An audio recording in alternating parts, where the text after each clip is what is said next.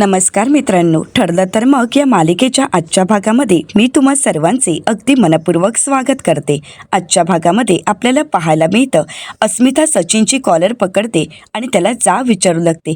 अस्मिता सचिनला म्हणते, बोल, मला माझ्या प्रश्नाचं उत्तर दे सचिन। सचिन बोल, मला माझ्या प्रश्नाचं उत्तर हवंय, तू असं का केलंस, कशासाठी केलंस? परंतु सचिन मात्र काहीच बोलत नसतो, तो फक्त ठोंब्यासारखा उभा असतो। सचिन काहीच बोलत नसतो। इकडे मात्र अस्मिताला खूप त्रास होत असतो। सायली अस्मिताला सावरते आणि अस्मिताला म्हणू लागते, अस्मिताताई, मला माहीत आहे तुम्हाला त्रास होतोय, परंतु शेवटी तुम्ही प्रेग्नेंट आहात हे विसरू नका, तुम्ही बाळाचा विचार करा, शांत व्हा। असं म्हणत आता सायली अस्मिताला शांत करण्याचा प्रयत्न करते। ती तिला शांत बसवते आणि तिला पाण्याचा ग्लास देत म्हणते, अस्मिताताई, तुम्ही अगोदर पाणी पिऊन घ्या।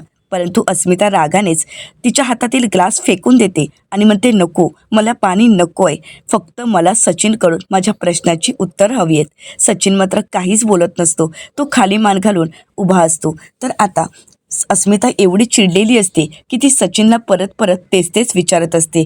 आता मात्र सचिन पुन्हा एकदा नाटक करतो आणि म्हणतो, अस्मिता, अगं प्लीज शांत हो, तुला त्रास होईल। अस्मिता, अगं तुला वाटतंय तसं काही नाही आहे, अगं तुझा गैरसमज झालाय, तू ज्या मुलीला माझ्यासोबत पाहिलं होतं ना, ती मुलगी फक्त माझी कलीग होती। आता हे सगळं काही ज्यावेळी अर्जुन ऐकतो त्यावेळी अर्जुन लगेच सचिनच्या कानाखाली वाजवतो आणि म्हणतो, काय बोललास तू? कोण होती ती मुलगी? कलीग होती, म्हणजे तुझ्यात अजूनही बदल झाला नाही, चुकांवर चुका करणं हे तू ठरवूनच ठेवलंयस का? मी आत्तापर्यंत गप्प बसलो होतो कारण मला वाटत होतं की तू स्वतः अस्मिताताईला कबुली देशील, परंतु नाही, माणूस एकदा चुकला ना की तो परत परत चुका करत राहणारच। सचिन, मी तुला शेवटचं सांगितलं होतं की पुन्हा जर असं काही करण्याचा प्रयत्न केला तर मी तुला सोडणार नाही, तुला मी धमकावलं होतं, मी तुला एवढं सगळं सांगूनही तू पुन्हा तीच चूक केलीस, पुन्हा त्या मुलीला तू भेटायला गेलास।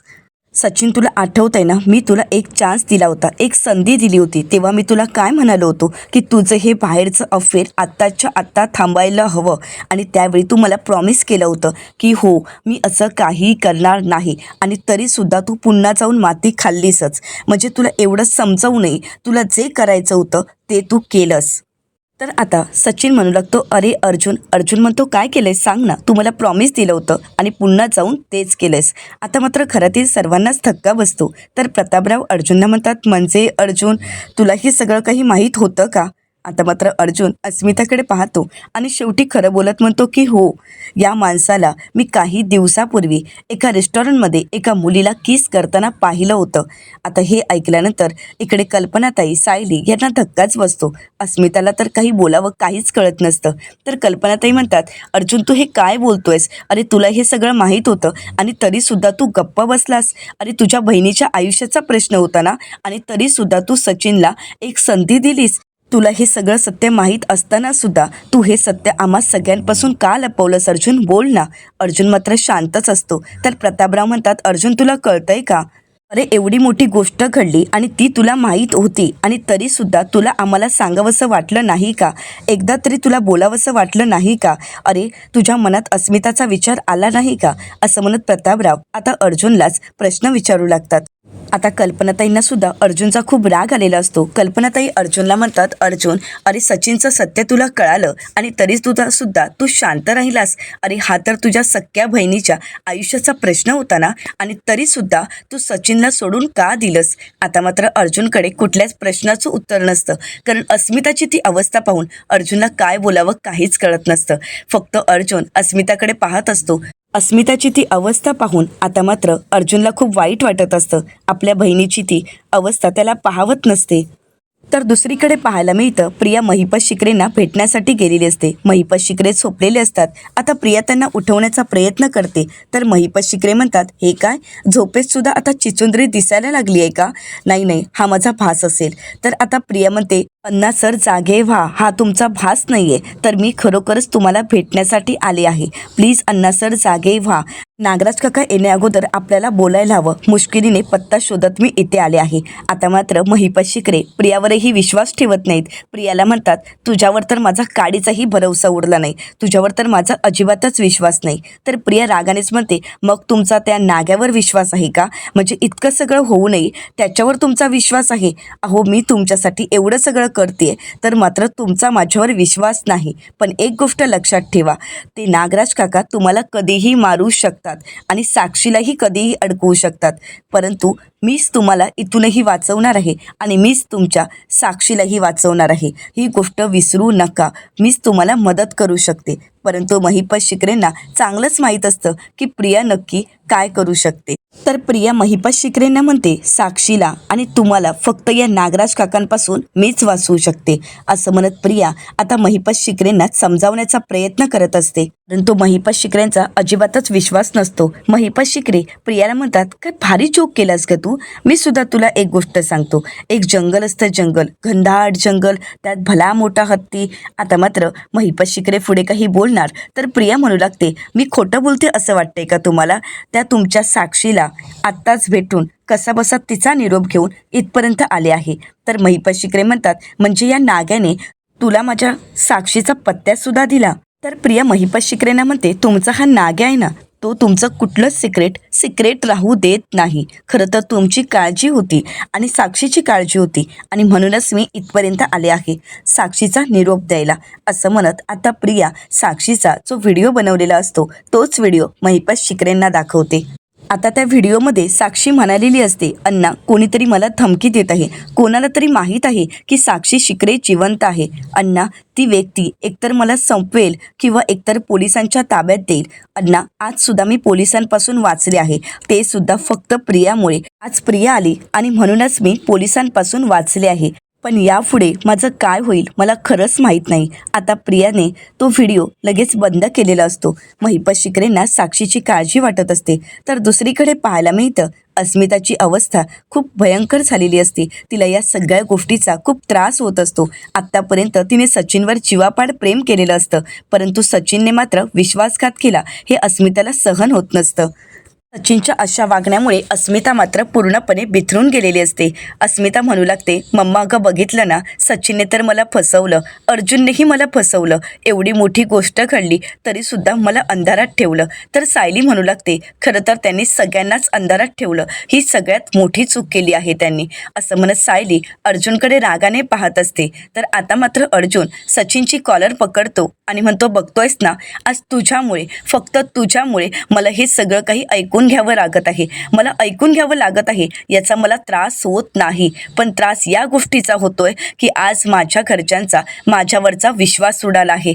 अरे, मी सगळं काही माहीत असूनही गप्प बसलो, कारण मला अस्मिताताईची आणि सगळ्यात महत्त्वाचं म्हणजे तिच्या बाळाची काळजी होती आणि म्हणूनच मी हे सत्य घरच्यांपासून लपवलं होतं आणि तुला एक संधी दिली होती, पण तू काय केलं? पुन्हा तीच चूक केलीस, पुन्हा त्याच मुलीला भेटायला गेलास. तर सचिन म्हणतो, अर्जुन अरे तुला मी प्रॉमिस केलं, त्यानंतर मी तुला म्हणालो होतो की मी कधीच त्या मुलीला भेटणार नाही, पण मी शेवटचं भेटायला गेलो होतो तिला हेच सांगायला की आपण कधीही भेटू शकत नाही आणि तेच सांगण्यासाठी मी तिला भेटायला गेलो होतो. आता मात्र अस्मिता चिडते आणि सचिनला म्हणते, हो का, तिला हे सांगण्यासाठी तू गेला होतास? मग ते सुद्धा सांगताना मिठी मारावी लागते, किस करावी लागते. सचिन अरे तू काय बोलतोयस? बोलताना थोडी तरी लाज बाळग. आपलं बाळ सगळं ऐकतंय, आपल्या बाळासमोर तू हा आदर्श ठेवणार आहेस का? अरे आपलं बाळ काही दिवसात या जगात येणार आहे आणि या जगात आल्यानंतर त्याचा बाप कसा आहे हे त्याला कळल्यानंतर त्याला काय वाटेल याचा एकदा तरी विचार केलास का रे? अरे आपल्या मुलासमोर आपण काय आदर्श ठेवावा एवढंही तुला कळत नाही का रे? असं म्हणत अस्मिता खूप चिडलेली असते. सचिन अस्मिताला म्हणतो, अस्मिता प्लीज शांत हो, प्लीज तू चिडू नकोस. मला माहीत आहे मी चुकलो आहे, मी हे अर्जुनलाही सांगितलं होतं आणि आज तुम्हालाही सांगतो की हो मी खरंच चुकलो, परंतु यापुढे मी अशी चूक नाही करणार, परत त्या मुलीला भेटणार नाही, आय प्रॉमिस अस्मी. असं म्हणत आता सचिन पुन्हा एकदा खोटं बोलत असतो. अस्मिता मात्र काहीच बोलत नाही, ती मात्र शांतच असते. तर प्रतापराव सचिनला म्हणतात, हो का, अरे एवढं सगळं होऊ नये, तू शेवटी तसाच वागलास ना, तुझ्यामध्ये तर काहीच बदल घडला नाही. सचिन, तुझी काय अपेक्षा आहे? एवढं सगळं होऊन आम्ही तुला माफ करावं असं तुला वाटतंय का? अरे आज तू जे काही केलंयस ते योग्य होतं का? आणि माफीच्या लायक आहे का? सचिन, अरे मी आत्ता ठरवलं ना, तर आत्ता तुला लाथ मारून या घराबाहेर काढू शकतो, परंतु मी तसं करणार नाही. तुला काय वाटलं रे, मी माझ्या मुलीला वाऱ्यावर सोडणार आहे? अरे एक गोष्ट लक्षात ठेव, हा बाप आपल्या मुलीला पोसण्यासाठी, आयुष्यभर सांभाळण्यासाठी खंबीर आहे. माझी मुलगी सुशिक्षित आहे, माझी मुलगी हुशार आहे आणि ती नवऱ्याच्या आधाराशिवाय जगू शकते, ती राहू शकते आणि आम्ही तिला सांभाळूही शकतो. परंतु शेवटी तिच्या पोटात तुझं बाळ आहे आणि त्या बाळाला बापापासून आम्ही वेगळं नाही करू शकत आणि म्हणूनच आम्ही शांत आहोत सचिन. नाहीतर आत्ता तुला दाखवून दिलं असतं की एक बाप आपल्या लेकीसाठी काय करू शकतो. आता मात्र अर्जुन सचिनची कॉलर पकडतो आणि सचिनला म्हणतो, मी तुला शेवटची वॉर्निंग देतो. जर पुन्हा यापुढे तू तीच चूक करण्याचा प्रयत्न केलास ना सचिन, तर एक गोष्ट कायमची लक्षात ठेवायची, पुन्हा जर त्या मुलीला भेटायला गेलास आणि परत जर असं काही करताना दिसलास तर मी तिथल्या तिथे तुला संपवणार आहे. आता हे ऐकल्यानंतर घरातील सर्वांना धक्काच बसतो. इकडे सचिन मात्र पूर्णपणे घाबरून गेलेला असतो. परंतु त्याचवेळी एंट्री होते पूर्णा आजींची. पूर्णा आजी आवाज देत म्हणतात, अर्जुन. आता मात्र सर्वजण बाहेर पाहतात तर पूर्णा आजी आलेल्या असतात. आता पूर्णाची घरात येतात सर्वच जण घाबरून गेलेले असतात. तर प्रतापराव म्हणू लागतात, बरं झालं पूर्णाई आलीस, आपल्या घरात काय चाललंय ते ऐकूनही तुला त्रास होईल. पूर्णाची म्हणतात, मी सगळं काही ऐकलं आहे, आपल्या नाच चावयाचं खरं रूप मला कळालं आहे. आता इकडे अस्मिताला खूप त्रास होत असतो. पूर्णाची येतात, तिचे अश्रू अनावर होतात. अस्मिता आता पूर्णाजींना पाहून खूप रडू लागते. पूर्णाजी अस्मिताकडे जातात आणि तिला कुशीत घेत म्हणतात, अस्मिता बाळा रडू नकोस, आम्ही आहोत तुझ्यासोबत. तर त्यानंतर पूर्णाजी म्हणतात, आम्ही सर्वजण अस्मिता तुझ्यासोबत आहोत. तुझ्या या दिवसात तुला असं पाहायची किंवा हे सगळं काही समोर घडायची वेळच यायला नको होती. आणि खरं तर तुम्हा सगळ्यांनाही कळायला हवं होतं की अस्मिताच्या अशा दिवसांमध्ये, तिच्या या अवस्थेमध्ये तिच्यासमोर कोणतीही वादावादी करायला नको होती. तिच्या बाळावर हिचा परिणाम होऊ शकतो. हे सगळं विसरून गेलात का तुम्ही? तर आता सचिन म्हणतो, मी तिला तेच सांगण्याचा प्रयत्न करत होतो. आता मात्र पूर्णाची चिडतात आणि म्हणतात, मी तुला विचारलं नाही आणि तुला जोपर्यंत काही विचारत नाही ना तोपर्यंत शांतच राहायचं. खरं तर सुभेदारांच्या घरात उभं राहायची किंवा सुभेदारांचा जावई होण्याची तुझी लायकीही नाही आहे. तुझी लायकी काय आहे ना ती आज तू दाखवून दिली आहेस. सुभेदारांच्या मुलांमध्ये किंवा सुभेदारांच्या घरात एकनिष्ठता ही ठासून भरलेली आहे, पण आज तू सिद्ध केलंस की तू सुभेदार नाहीस. अरे आज तू जे काही वागलायस ना ती तू अस्मिताला दिलेली खूप मोठी जखम आहे, जी जखम कधीही भरून निघणार नाही. सचिन म्हणतो, मी काय करू म्हणजे तुमचा माझ्यावर विश्वास बसेल? मी कोणाची शपथ घेऊ म्हणजे तुम्हाला मी खरंच सांगेन की खरंच माझं दुसऱ्या कुठल्याही मुलीवर प्रेम नाही, माझं फक्त अस्मितावरच प्रेम आहे आणि इथून पुढे माझ्या आयुष्यात फक्त अस्मिताच असेल. परंतु सचिनने कितीही ओरडून सांगण्याचा प्रयत्न केला तरी मात्र कोणीही त्याच्यावर विश्वास ठेवायला तयार नसतात, साधं त्याच्याकडे पाहतही नसतात. तर प्रतापराव सचिनला म्हणतात, अरे तुझ्या या बोलण्यावर आणि तुझ्यासारख्या माणसावर आता कोण विश्वास ठेवेल? तर पूर्णाची म्हणतात, सचिन एक गोष्ट विसरू नकोस, आज तू जे काही केलंयस ना ती खरंच खूप मोठी चूक आहे. आणि हो, तुला वाटतंय की एवढी मोठी चूक होऊ नये, आम्ही तुला माफ करावं. सचिन, तू फक्त अस्मिताला फसवलं नाहीयेस तर तू तिला दुखावलंयस, एका स्त्रीचा अपमान केलायस. आणि हो, मला नाही वाटत की कोणत्याही स्त्रीची तुला किंमत असेल. तुझ्या वागण्यावरून आज तू दाखवून दिलेस तू किती नीचपणाचा कळस काढू शकतोस. पूर्णाची, अहो मी सुद्धा माणूसच आहे ना आणि चुका या माणसांकडूनच होतात ना. मी तुम्हाला कसं पटवून देऊ की मी आता सुधारलो आहे, अशी चूक माझ्याकडून पुन्हा कधीच होणार नाही, असं म्हणत सचिन स्वतःचं म्हणणं पटवून देण्याचा प्रयत्न करत असतो. परंतु सचिनच्या या बोलण्यावर घरातील कोणीही विश्वास ठेवायला तयार नसतात. तर दुसरीकडे पाहायला मिळतं, महिपत शिकरे खूप चिडतात आणि म्हणतात, साक्षीला धमकी देणारा कोण आहे? कोण आहे तो की ज्याचा जीव एवढा वर आला आहे, त्याला लवकर मरायचं असेल आणि म्हणूनच तो साक्षीला धमकी देत असेल. कोण आहे तो माझ्या पोरीला धमकी देणारा?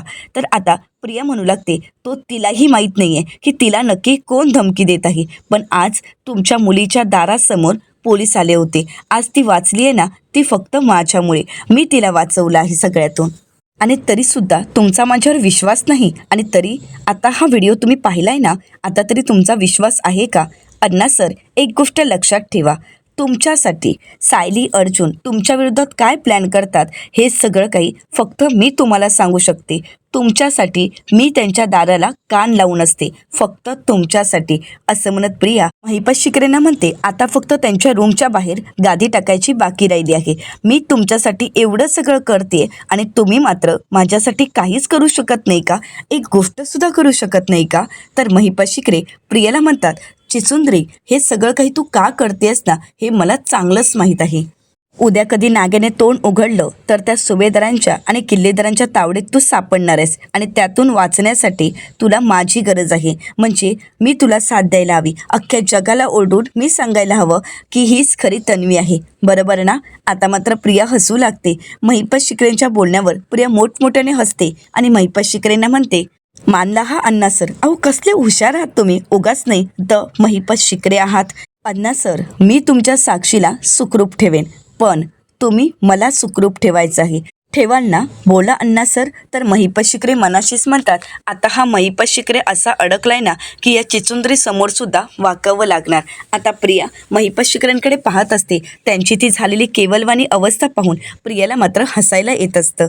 तर दुसरीकडे पाहायला मिळतं, अर्जुन सचिनला म्हणतो, काही करू नकोस, कारण आमचा तुझ्यावर आता विश्वास नाही. अगदी याच शब्दात तू मला म्हणाला होतास, मला वचन दिलं होतं, पण शेवटी काय केलं? पुन्हा तेच केलंस ना, आणि पुन्हा जाऊन त्या मुलीला भेटलासच. तर आता सचिन म्हणतो, मी तुम्हाला कसं पटवून देऊ, कसं समजावू की त्या मुलीचा आणि माझा आता काहीही संबंध नाही. मी खरंच बदललो आहे. मला आता त्या माझ्या चुकांचा पश्चाताप होत आहे. तर पूर्णाजी सचिनला म्हणतात, तुला खरंच पश्चाताप होत असेल ना, तर तू तुझ्या वागण्यातून ते सिद्ध करून दाखव. आणि आमचं दुर्दैव की आमच्या अस्मिताला आम्ही या सगळ्यातून सध्या तरी काहीच करू शकत नाही. सध्या अस्मिताला तुझ्यापासून दूरही ठेवू शकत नाही आणि तुझ्यासोबतचं नातंही तोडू शकत नाही. आता सचिन गुडघ्यांवर बसतो, हात जोडत अस्मिताला म्हणतो, अस्मिता, मला माफ कर. आपल्या प्रेमासाठी, आपल्या संसारासाठी, आपल्या बाळासाठी मला एकदा माफ कर. पण यापुढे हा सचिन तुला कधीच तक्रारीची संधी देणार नाही. कधीच मी तुला दुखवणार नाही, कधीच तुला त्रास होईल असं वागणार नाही. अस्मिता, मला माफ करशील ना? परंतु आता अस्मिता सचिनकडे पाहतही नाही. ती तिच्या रूमच्या दिशेने जात असते. त्याचवेळी तिचा तोल जाणार तर सर्वजण तिला सावरतात आणि सायली तिला रूममध्ये घेऊन जात असते. तर सचिन पुढे येणार तर पूर्णाजी म्हणतात, खबरदार सचिन, तू पुन्हा अस्मिताला भेटण्याचा, तिच्या जवळ जाण्याचा प्रयत्न केलास तर. आता अस्मिता तिथून निघून जाते. तर आता त्यानंतर सचिन नाटक करत प्रतापरावांच्या समोर येत म्हणतो, डॅड प्लीज तुम्ही तरी माझं ऐकून घ्या. परंतु प्रतापराव सचिनचं काही ऐकून न घेता तिथून निघून जातात. तर त्यानंतर कल्पनाताई, पूर्णाजी सर्वजण निघून जातात. कोणीही सचिनचं काहीच बोलणं ऐकून घ्यायला तयार नसतात. तर त्यानंतर सचिन अर्जुनच्या समोर येतो. तर अर्जुन सचिनशी न बोलता आपली बॅग घेऊन तो रूमच्या दिशेने निघून जातो. आता सचिन मात्र एकटा पडलेला असतो. परंतु सचिनमध्ये काहीच बदल झालेला नसतो. सचिन हे सगळं काही नाटक करत असतो. सचिन मनाशीच म्हणतो की आजचा हा माझा डाव फसला, परंतु काही हरकत नाही, विजय तर माझाच होणार आहे. अजून यांना हे कळालं नाहीये मी बँकरप्ट झालो आहे आणि हे मी त्यांना कळूही देणार नाही, असं म्हणत सचिन मनातच हसत असतो. तर दुसरीकडे आता हे सगळं काही सत्य इकडे प्रियालाही कळालेलं असतं. प्रियाने घराबाहेर राहून हे सगळं सत्य ऐकलेलं असतं. तर प्रिया मनाशीच म्हणते, हा सचिन तर पोचलेला निघाला. आत्तापर्यंत जावई म्हणून या सुभेदारांनी त्याला डोक्यावर बसवलं होतं, परंतु आज सुभेदारांच्या इज्जतीची लत्तरं केली आहेत. ह्या लोकांना ना असंच पाहिजे, बघावं त्यावेळी प्रत्येक ठिकाणी माझा अपमान करत असतात ना, मग घ्या या अपमानाचं उत्तर घ्या, असं म्हणत प्रिया मनातून खूप खुश असते. आता प्रिया सचिनकडे येते आणि सचिनकडे पाहते. तर सचिन, आपल्याला किती वाईट वाटलं आहे, असं करत केविलवाना चेहरा करून प्रियाकडे पाहत असतो. परंतु प्रिया सचिनशी काही न बोलता तिथून निघून जाते. आता हे सगळं घडून गेल्यानंतर सर्वच जण एकत्र जेवायला बसतात. सर्वच जण खूप उदास असतात. मात्र सचिन निर्लज्जासारखा तिथे जेवणासाठी आलेला असतो. सर्वच जण सचिनकडे पाहतात. सचिनला मात्र एवढं सगळं होऊ नये काहीच फरक पडत नसतो. तो सगळ्यांकडे पाहतो आणि कोणालाही न विचारता त्यांच्या सगळ्यांसोबत जेवणासाठी खुर्चीवर बसतो. आता प्रिया मात्र या संधीचा फायदा घेत तिथे येत बोलते, सुभेदारांच्या घरी सर्वच जण हसत खेळत जेवत असतात, कुठलीही निगेटिव्हिटी चालत नाही. तर असंच बोलली होतीस ना सायली तू? तर सायली प्रियाला म्हणते, प्रिया आता कुठलीही चर्चा नको. प्रिया म्हणते, का?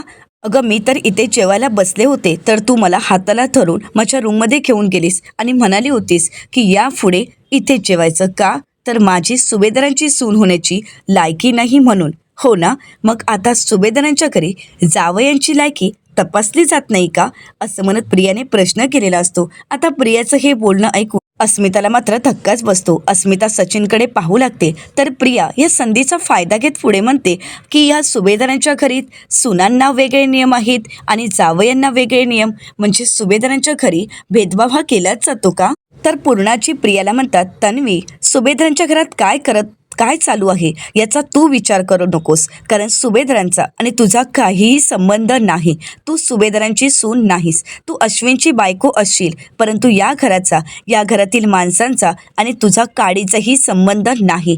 त्यामुळे या सगळ्यामध्ये तू काही न बोलणंच योग्य. आता सर्वच जण प्रियाकडे रागाने पाहत असतात तर प्रिया पूर्णाची ना म्हणते, अगं पूर्णाची, हे तू जे काही मला सांगतेस ना, तेच तू सचिनला का नाही ग सांगत? म्हणजे तू सचिनला सांगायला हवं. सचिन, तू जरी अस्मिताचा नवरा असलास तरी सुद्धा या घराचा आणि तुझा काहीही संबंध नाही. या घराशी तुझा संबंध कायमचा तुटला आहे. तर आता प्रतापराव म्हणतात, अगं तन्वी, तू काय बोलतेस? तू पूर्णाईला जा विचारतेस? तर प्रिया म्हणते, नाही बाबा, मी फक्त एक साधा प्रश्न विचारते. बाबा, आज तुम्ही ह्या सचिनला संधी दिली आहे, मला संधी दिली होती का?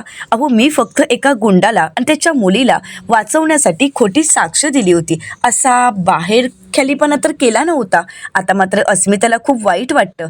तर प्रिया म्हणू लागते, हे सगळं करत असताना ह्या काहीच वाटलं नाही का? सचिन म्हणतो, प्लीज तन्वी, असं काहीही बोलू नकोस. तर प्रिया म्हणते, तू गप रे सचिन, तू काय आहेस ना ते मला चांगलंच माहीत आहे, तू तर काही बोलूच नकोस. प्रिया म्हणते, सॉरी, या घरचा जावई आहेस ना तू, मग तू कितीही चूक केलीस, कितीही काही केलं तरी मात्र तुला कोणीही काही बोलणार नाही. आता मात्र प्रियाच्या या बोलण्याचा सगळ्यांनाच खूप राग आलेला असतो. सर्वच जण प्रियाकडे रागाने पाहत असतात. तर येणाऱ्या पुढील भागामध्ये आपल्याला पाहायला मिळतं, सायली अर्जुनला म्हणते, तुम्ही आम्हाला सत्य न सांगून खरंच खूप मोठी चूक केली. अर्जुन म्हणतो, मी कुठलीही चूक केली नाही, कारण मला अस्मिता ताईची काळजी होती आणि म्हणूनच त्या क्षणी मी गप्प राहिलो. परंतु आता तुला हे सांगून काही साध्य झालं नसतं, सो मलाही माझा वेळ वाया घालवायचा नाही. आता अर्जुनच्या तोंडून हे ऐकल्यानंतर सायलीला खूप वाईट वाटतं. तर दुसरीकडे अर्जुन खूप रडत असतो. पूर्णाजी अर्जुनला म्हणतात, अर्जुन, तू केलंयस ते चुकीचं केलं नाहीस, तू कोणताच गुन्हा केला नाहीस किंवा कोणतीच चूक केली नाहीस,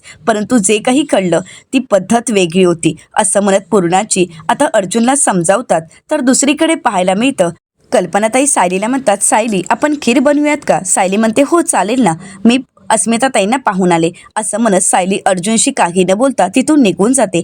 अर्जुन सायलीशी बोलण्याचा प्रयत्न करत असतो, परंतु सायली मात्र अर्जुनशी काहीच बोलत नाही. तर आता नक्की पुढे काय घडणार हे पाहणं अतिशय रंजक ठरणार आहे. मित्रांनो, अशाच मालिकांचे नवनवीन अपडेट पाहण्यासाठी चॅनलला नक्कीच सबस्क्राईब करा आणि आजचा हा व्हिडिओ कसा वाटला हे कमेंट करूनही नक्कीच कळवा. आजचा हा व्हिडिओ आवडला असेल तर व्हिडिओला लाईक करायलाही विसरू नका. व्हिडिओ पाहिल्याबद्दल तुम्हा सर्वांचे अगदी मनपूर्वक धन्यवाद.